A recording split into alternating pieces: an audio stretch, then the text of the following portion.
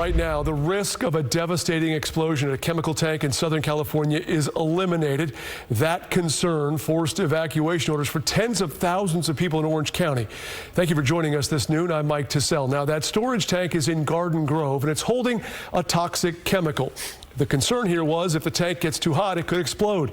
Officials now say a crack in the tank has helped drop the temperature and relieve some of the pressure inside. But the Orange County Fire Authority says there is still a threat. There's still a threat out there, and we need the public to keep to those evacuation zones until we deem it safe for them to come back. We understand the difficulties and the challenges of when we make these evacuation zones. Our communities are out of their houses. They're out of their normalcy of the way they're living. We want them back. We really do. But we cannot allow them back when there is a safety element to them and their well-being. And he's talking about more than 50,000 people who are still under evacuation orders. So Steve Patterson reports from Garden Grove on that part of the story. Yeah, major developments on the ground here in Orange County. Officials just giving us an update on the situation, and they say it's heading in the right direction. What they've done, a late-night operation confirming that crack we've been reporting about was actually releasing pressure. And in fact, there is now no pressure left in that tank. What that means is that they've eliminated essentially the worst-case scenario, which would have been a BLEVE, a boiling liquid expanding vapor explosion, the largest explosion possible, essentially at this crisis. It's the reason why the radius for the evacuation zone is so big. It's the reason why 50,000 people are still out of their homes.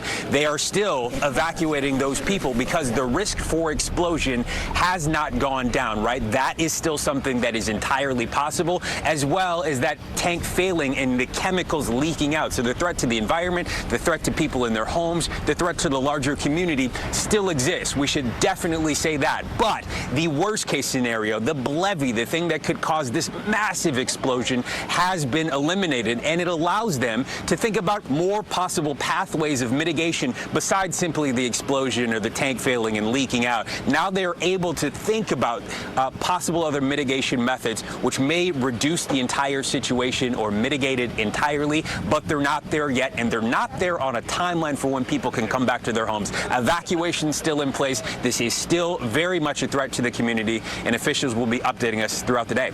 Send it back to you. Thanks, Stephen. Part of this, a couple from Garden Grove suing the aerospace company that owns that facility. The husband and wife filed a class action lawsuit. They live less than a mile away from the site, and the lawsuit accuses GKN Aerospace of negligence, private and public nuisance, and liability for ultra-hazardous activity. We spoke to the lawyers who filed the lawsuit. They argue the company could have prevented this. All indications are, and based on what is happening now, is that there has been some prior lack of proper oversight here for an industrial facility in the middle of a residential area. Once you end up in a situation where your safeguards have failed and your tank is about to explode and endangering 50,000 people, you don't end up there because there was a lightning strike, right? You end up there in this condition because there was some negligence. Now, the complaint says the couple was forced to suddenly leave their home and spend an unexpected amount of money to evacuate. The lawsuit seeks property damages, evacuation-related harm, and displacement.